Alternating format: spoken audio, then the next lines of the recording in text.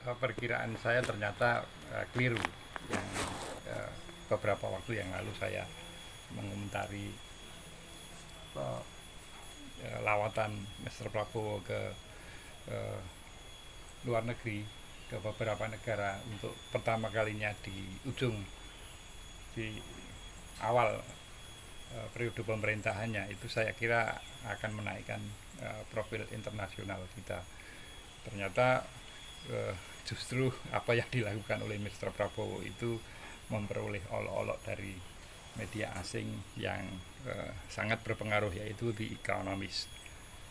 Di mana The Economist ini juga punya satu eh, apa namanya unit survei yang secara rutin mengeluarkan eh, indeks persepsi demokrasi, ya, indeks demokrasi, ya, di mana kita eh, kondisinya masih cukup memprihatinkan untuk sisi demokrasi. Dan kalau ingat saya yang saya obrolkan beberapa waktu yang lalu, prediksi saya eh, rilis ke depan dari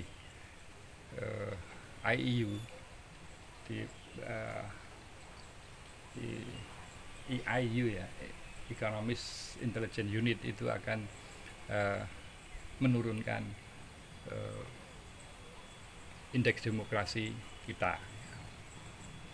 Nah, apa yang diolok-olokkan oleh The Economist kepada our presiden itu dengan memberikan ilustrasi Mr. Prabowo, kemudian seolah-olah dia mengucapkan sir gitu ya kepada baik Donald Trump maupun Xi Jinping. Ini ya, meskipun itu kalau dari sisi kita adalah sebagai konsekuensi logis dari satu, non blok, kedua kita ya bebas aktif untuk berdiplomasi ke luar negeri. Tetapi tentu tidak bisa kita pungkiri juga bahwa blok barat itu tentu punya kepentingan sendiri, sebagaimana dengan blok Cina gitu ya, tentu juga punya kepentingan tersendiri. Dan itu tidak bisa kita sebagaimana memperlakukan komunitas politik dalam negeri yang bisa dirangkul semua. Kalau merangkul itu artinya kita dalam posisi yang paling tidak apa namanya posisi yang di atas, kita bisa merangkul. Tetapi kalau kaitannya dengan diplomasi luar negeri, baik kepada Amerika maupun blok barat dan ke Cina, blok timur, itu kita posisinya tidak merangkul, posisinya adalah dirangkul. Nah, ini yang barangkali tidak bisa kita yes to Xi Jinping and yes to Donald Trump. Ini satu pilihan yang harus dilakukan oleh satu negara yang memang berada dalam posisi ya boleh dikatakan subordinat, ya. Ya, kita juga tidak perlu baper sebagaimana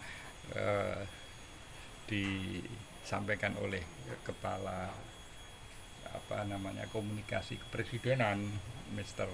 Hasan Nasbi, ya, yang menurut saya agak lucu, meminta agar media-media lokal jangan meniru media barat, terkhusus di ekonomis, ya. Ya, saya kira jurnalisme itu punya cara pandang tersendiri, dan itu ya biarkan secara demokratis, kita biarkan saja bertumbuh apapun opini yang berkembang. Jadi kita tidak bisa melokalisir opini, kemudian tidak bisa mengarahkan opini sesuai dengan keinginan kita. yang bisa dilakukan adalah bersungguh-sungguh untuk to do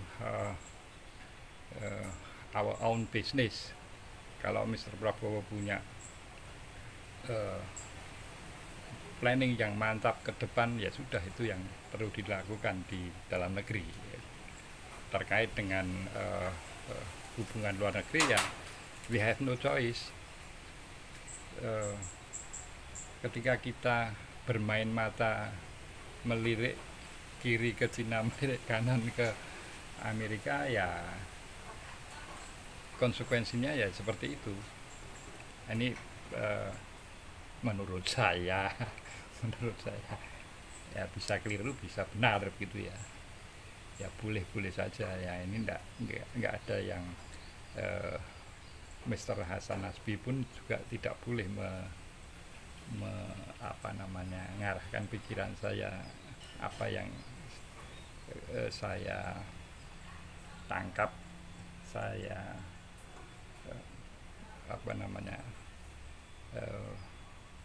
prediksi dengan apa yang terjadi di baik di tingkat politik lokal maupun politik internasional. Itu ya saya punya otonomi untuk mengutarakan itu sendiri.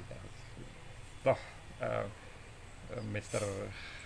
Hasan Nasbi tidak usah meragukan kecintaan saya terhadap negeri ini, karena saya secara imajinatif mengklaim sebagai